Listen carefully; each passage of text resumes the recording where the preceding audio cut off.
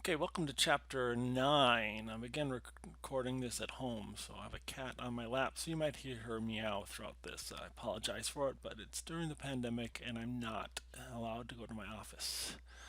Um, okay, so let's talk about chapter 9 here. We're going to look at unsupervised learning, in particular clustering as one method of unsupervised learning. So far, we've only looked at supervised learning techniques, and the rest of this course will mainly focus on supervised learning techniques.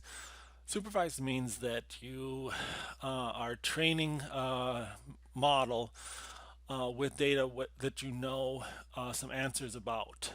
So you might know iris flower measurements and then the actual types of iris flowers that they belong to, and then you can train your machine learning model to predict those flowers. You might also know like house prices and the square footage, and then you'll train a model to predict estimate a house price based on things. But again, you're working with data that you know, some known information about. So you can think about times where you've learned things in school. A lot of school learning has done that, like how to spell letters. You're given the correct spelling of the word, and you have to then learn how to spell the word or things like that. But there's a lot of learning that happens, and it's one area I particularly enjoy researching is unsupervised learning, where we don't know the answer. So like language acquisition among toddlers, or anything, any way that young students, young people, not students, young people learn to identify objects, to learn language and that sort of stuff. Most of that is probably done unsupervised because someone is not running along with the toddler telling them every showing them every apple in the world and saying this is an apple and this is an orange and showing them the difference. They learn that in some sort of unsupervised or semi-supervised manner. But again, right now in industry and applied things, we do not use this clustering at that much compared to some other techniques, so we won't spend that much time on it, and the book only has this one chapter on it for this. So, okay, let's jump actually into the chapter and talk about that. Okay, so they're talking about these unsupervised learnings where we have input features, but we don't have the output labels that we want to classify or categorize these things on. And I think the book does a pretty good job of trying to describing some methods. We'll be looking at the main method here, clustering, and how clustering works, but it can also be used for anomaly detection, figuring out parts of the data that don't seem to fit the other parts of the data, density estimation. Um, and again, we will not be doing too much with those sorts. We'll be focusing mainly on clustering here in the main ways. The main algorithm for clustering is called k-means clustering. And so the idea of clustering is like here we have our flowers, our iris flowers again, and we know they're divided into three different groups. But if we were our species, but if we didn't know that and we were looking at it, we might think that maybe they're just in two different clusters here, or you could think of maybe three different clusters. But again, it's now a clear boundary between these two clusters. When do we use clustering? Customer segmentation. Again, you might be looking at customers and their purchases or their ratings of products and try to group customers together to help predict what they should be purchasing in the future, things like that. Data analysis, dimensional reduction techniques. Sometimes this is used to cluster them as opposed to PCA. And again, anomaly detection stuff. And we're going to skip over some of this stuff like semi-supervised learning. We just do not have the time in this course to cover all of this material, unfortunately. So we want to get down here to k-means clustering and look at that and how that is set up and works. It's been around for quite a while, though there's been a couple improvements lately. And the idea is that if you have data, like this is two-dimensional data, and it really, once you plot it, you can see, a human can see that it's broken into clusters, maybe 5 different clusters here. And the question is, can we get a computer to also find those clusters and figure out how that works? The algorithm implementation is relatively straightforward. You do have to specify how many clusters you're going to want to use. So you specify the number of clusters, and then you do a fit predict. So you create a k-means object, use that to fit the data, and then predict the clusters. What it will do is it'll try to find the center or centroid of each cluster and then position everything inside those clusters. So once it finds these centroids, every object uh, simply checks if it's closest to which of the centroids, and then that's the cluster it's in for this. So that's kind of the process for this k-means clustering algorithm. So let's look at some real data on this. So again, this is our pen notebook. We're importing our libraries here, and we're going to work with two different data sets. First, we'll just use our iris data set. So again, this is our typical iris data set, 4 measurements and a category. But in this case, we're going to largely ignore the category because we're going to see if it can find those categories by itself. With clustering, it's often good to do some scaling because again, this data, some of the values are quite large and some of them are quite low. So we're going to we're going to scale the data here. And then here's where we're actually going to run the k-means clustering. So again, we simply create a k-means object and we specify the number of clusters. So we're going to use, since there are 3 species of flowers, we're going to use 3 clusters, see how that works. And then we're going to use this data, the iris data, and we're going to use the transform. This is the data we used after we did the min-max scaling on it. We applied a scalar to it. Is that transform data. So we're going to fit it, and again, we're fitting it to all 4 of the measurements. So it's using all 4 measurements here. And then we get these labels of the data for this. And again, this won't take very long. Let's see how I'm doing. Let's run this command and then this command. Okay, so it just takes a second to do it with their small data set. And then we're going to plot this data just to show stuff. So here's the flower species by just 2 of the dimensions, not all 4 of them, because it's hard to create a 4-dimensional graph here. So here's the species, 1 species here, and then these 2 species are kind of mixed. This is the light green, and the gray is over here. And again, this is how the clusters, so this one clustered them pretty well. And again, how well did this seem to match? So one question is how close does this actually work? So we're going to have you kind of analyze that picture when you run it, see how well your clusters work, and then look at this algorithm. And this shows here the 3 different species and then the 3 different clusters. So one thing clustering does is it puts them in clusters, but it doesn't label them.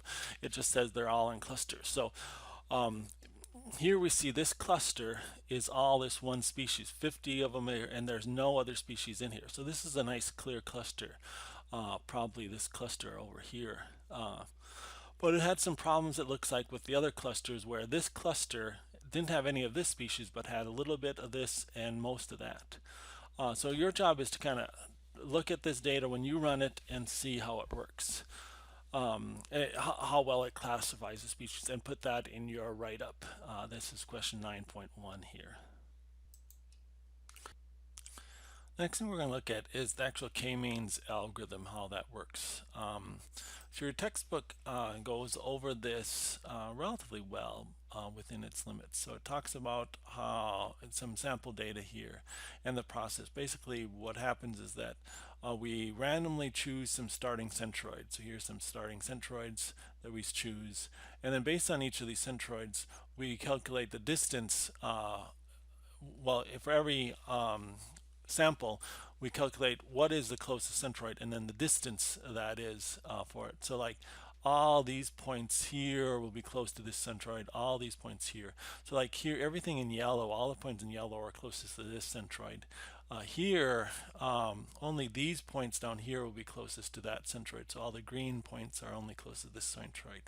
Once we have these regions calculated, then we move our centroids to the center of those regions for that, and then we repeat this process.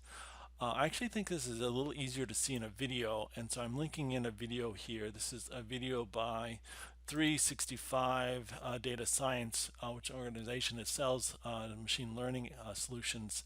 There's sales stuff in here, and then I only want you to watch about 2 minutes of this. So let's look at this algorithm here. Apply to identify clusters. The most popular one is k-means, so that's where we will start. Let's simplify this scatter to 15 points so we can get a better grasp of what happens. Cool. Here's how k-means works. First, we must choose how many clusters we'd like to have. That's where this method gets its name from. K stands for the number of clusters we are trying to identify. I'll start with 2 clusters. The next step is to specify the cluster seeds. A seed is basically a starting centroid. It is chosen at random or is specified by the data scientist based on prior knowledge about the data. So again, we'll talk about later that each time you run this and you choose different random centroids, you might get different results. And so we'll see how scikit-learning actually repeats this 10 times with 10 different random values and average and picks out the best solution from that. One of the clusters will be the green cluster, the other one the orange cluster. And these are the seeds. The following step is to assign each point on the graph to a seed, which is done based on proximity. For instance, this point is closer to the green seed than to the orange one. Therefore, it will belong to the green cluster. This point, on the other hand, is closer to the orange seed. Therefore, it will be a part of the orange cluster. In this way, we can color all points on the graph based on their Euclidean distance from the seeds. Great! The final step is to So yeah, watch this. This is where we're going to reposition the centroids, and this is the key to this process. calculate the centroid of the green points and the orange points. The green seed will move closer to the green points to become their centroid, and the orange will do the same for the orange points. From here, we would repeat the last 2 steps. Let's recalculate the distances. All the green points are obviously closer to the green centroid, and the orange points are closer to the orange centroid. What about these 2? Both of them are closer to the green centroid, so at this step, we will reassign them to the green cluster. Finally, we must recalculate the centroids. That's the new result. Now, all the green points are closest to the green centroid and all the orange ones to the orange. We can no longer reassign points, which completes the clustering process. This is the 2 clusters solution. Okay, so that's just a video showing what the textbook is trying to show here again, where we randomly choose our clusters. We then figure out which of the samples are closest to each of the centroids. We then reposition the centroids in the center of those points, and then we run this over again. We do this over again. We figure out what, look at all the data samples and see which centroid they're closest to, reposition, and repeat that. And so in the end, we end up with these 5 centroids, and the data broken up in these 5 clusters for that. So that's the basics of the k-means clustering algorithm. So that's the basic idea of k-means clustering. One of the things you do need to do is you need to know how many clusters you have for this to work. And so question is how do we know how many clusters we have, and how do we score this? So we're going to look at a couple different measurements. One is the inertia for this. So the inertia is the squared distance between each instance and its closest centroid. So it's basically like here, this would have, let's see here, this would have a very low inertia because it has a centroid, and all the elements in this cluster are very close to this, so it's low inertia. Now this would have a higher inertia because again it's spread out more, so we have larger distances to the centroid for this cluster, and so we want to have a low inertia. And again, if we have the way we have, if we have the wrong sorts of clusters here, we will have maybe bad inertia. So like this cluster, which looks like it should actually be 2 clusters, we have the centroid. So this would be a higher inertial than a cluster if this were 2 different clusters for this. So inertia will be one method that we'll be using to kind of score. So when we our clusters. So when we often do scores, we'll talk about the inertia for this. Now we did mention that every time you run this, you might get different results because there's randomness built into randomly choosing the centroids. And so how do you manage that? Well, one way is that you can run this algorithm multiple times. And so that's what our k-means algorithm in scikit-learning will do. It'll run the algorithm by default 10 times, and then it'll pick the solution with the lowest inertial of those 10 times. So it will rerun the algorithm 10 different times, and then pick the best solution it comes up with from those 10 times. Now there are other ways that people have devoted. So there's something called accelerated k-means here, and then there's a mini batch k-means where you're not using all the data all the time for this. But again, we're not going to deal too much. We'll just use the k-means that the default one in our things. One of the big questions often then is to how do we find the number of clusters that we should be using for this? So again, we can often look at this data and say, this looks like it's in 5 different clusters. But how do we know? Like, this is a solution with k equals 3 different clusters, and this is a solution with k equals 8 different clusters. How do we know that one of these isn't better solution? And so we'll be spending quite some time, and then your project, mini project, this unit will be on finding these, finding clusters and determining the number of clusters. So the first thing we're going to look at is what is called this graph of inertia versus k, and looking what is commonly referred to as the elbow. So here we've done clustering with different number of clusters, 2, 3, 4, 5, 6, 7, 8 clusters. And with the inertia will always go down as the number of clusters increase, because with more centroids, the average distance to a centroid is always going to be less. But the hope is to find a solution where you can increase the number of clusters just a little bit and get a significant decrease in the inertia, and this is referred to as the elbow. So as we see here, we're going from 2 to 3, that was a big change in inertia. 3 to 4, that was a big change in inertia, and then 4 to 5.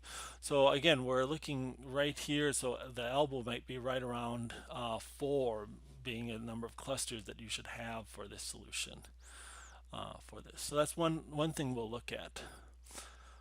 So let's jump back into our code here and finding the algorithms. So finding the value of an elbow. So we're going to have some code here, and I'm not going to go into this code too much detail, but just so you know that what all this is doing is looping through different values of k in range of 1 to 15. So it's going to go 1, 2, 3, 4, 5, all the way up to 15. And each time it's going to run k-means at that number of clusters on the iris data, and then it's going to calculate the inertia, and then we're going to plot those. So this set of code does that for us. So here we see our value here. And again, you would think, where's the kind of curve? And it's probably right around here, 3. And it just happens we know there are 3 different species of iris flowers. You could actually argue it could be even 2 or 4. But 2, 3, or 4 seems like good values for the number of clusters with this data. As we increase, if we go from 4 to 8, we double it, we don't get that much decrease in the in this inertia value. So another thing we want to look at is silhouette analysis. Okay, so let's jump back in the textbook and talk about silhouette analysis and what that is doing here. So what it's doing is it is looking at the clusters and every data sample in each cluster, and then measuring the distance from that sample to the cluster centroid for this. It's actually doing a little bit more than that. The silhouette coefficient is, again, this equation b minus a minus the max of b and a, where a is the mean distance to the other instances of the same cluster. So what it's doing is it's checking out the distance from each point to its cluster center and comparing that to the distance to the other cluster centers. So just kind of saying what is the ratio of how close each point is to its cluster compared to all the other cluster centers, how well these are. So we want these values to actually increase. We want these values to be high for this to work. And here are the diagrams for these centroid clusters. So let's look at this solution with 4. So each cluster is a different color here. And then it's looking at this silhouette measurement. And again, we want high measurements. We want this ratio to be high, saying it's closer to its cluster center than the other cluster centers. So this looks like a really nice, clean cluster here. And whereas like this cluster over here is very low, below this line, in fact, and so this is a very poor cluster. And in fact, some of these are negative values for this. Through this all, it also measures a silhouette coefficient here where this line is. Let me scroll down. So this is the silhouette coefficient at this dotted line is the average, and we want that as high as possible.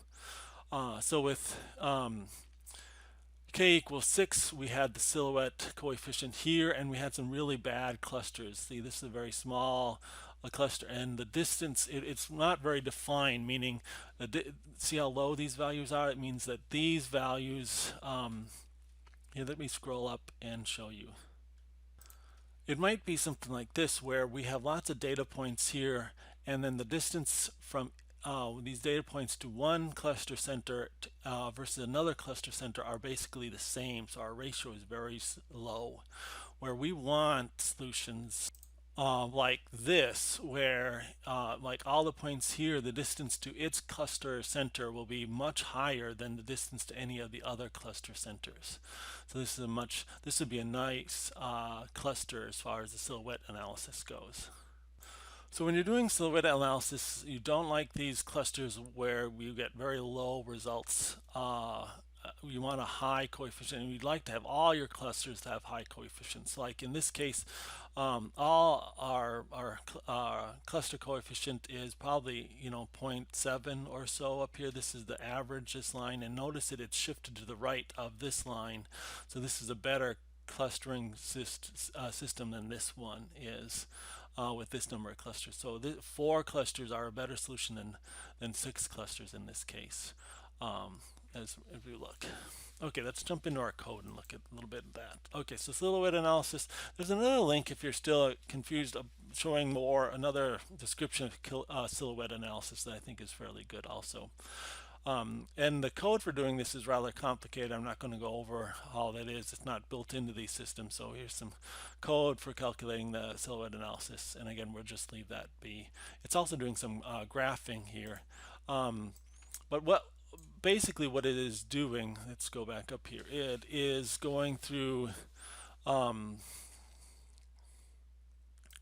we're specifying number of clusters we're going to run. So we're going to run 2, 3, 4, 5, and 6 clusters. We could specify some other values in here if we wanted.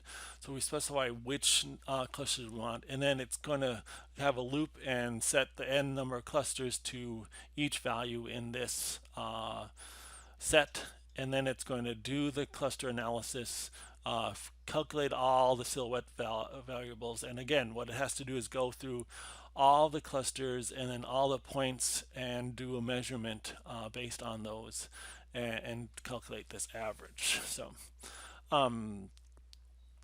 again, this shows the clustering techniques. This is with 2 clusters, and again, with 2 clusters, everything follows pretty good. But again, we see a slope here where we have a number of values in this cluster that are pretty low in about 0.4 range. So maybe not where this is a little bit smoother cluster that we're working with.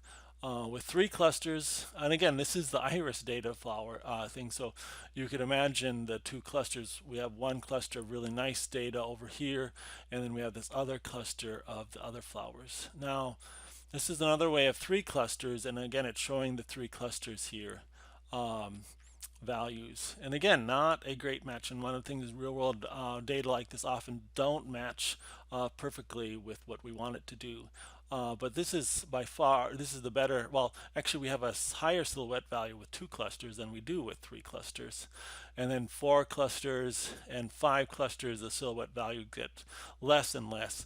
Now we're down to an average of like under 0.4, where here we are above 0.4, here we are at 0.5, and here we are above 0.6. So this seems like it's probably the best solution for this data. Okay, so that's the iris data, and that's basically wraps up in the textbook what we're going to cover. Now there's a bunch of other stuff in this chapter on different clustering methods. Different unsupervised learning and using it to segment images and some other things, but we just do not have time to cover that stuff. So we're going to leave the rest of chapter 9 for you to read on your own if you're interested.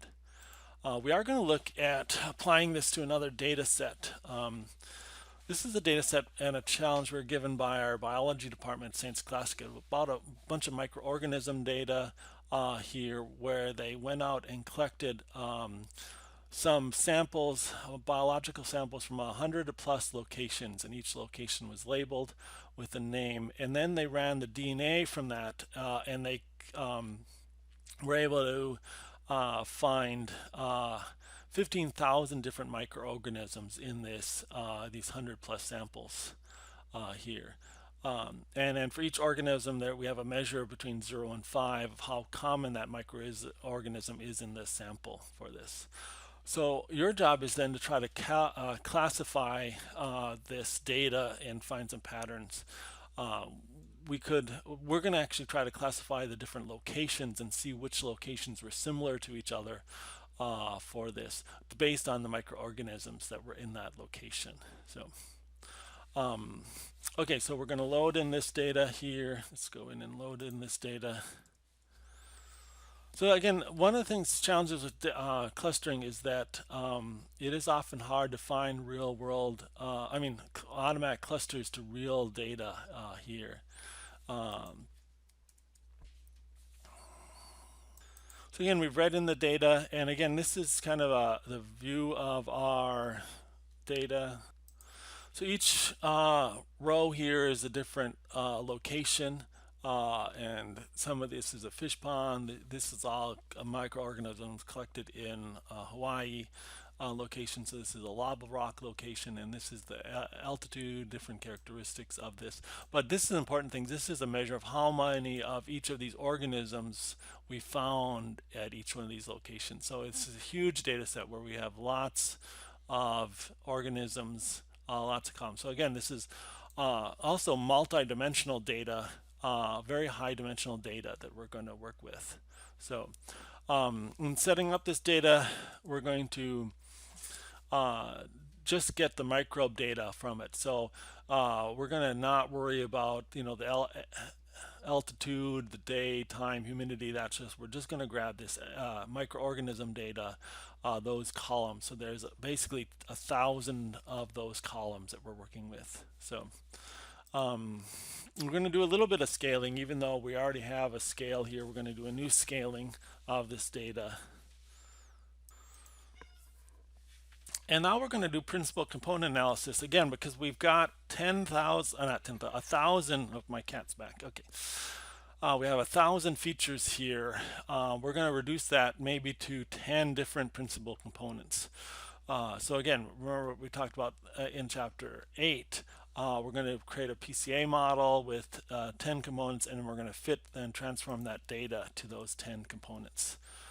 So now we have this microdata transformed, which has been scaled, and PCA been applied to it. And now we're going to run k-means clustering on it. and we can specify the number of clusters that we're gonna work with. We can kind of look at this data. Here's a view of the data. Now again, we have data with 1,000 different organisms. We converted that to 10 principal components, and now we're just plotting the first two of them. But you can kind of see some clusters here of this, and you can we are assigning some colors here, and so you can the different clusters are the different clusters of it. So you can kind of see how it did cluster this data correctly. But again, we're only looking at 2 of the 10 dimensions that we've reduced this data to. So if we looked at this higher dimensions, it might be a little different view of this. So your job is to select the number of clusters of here.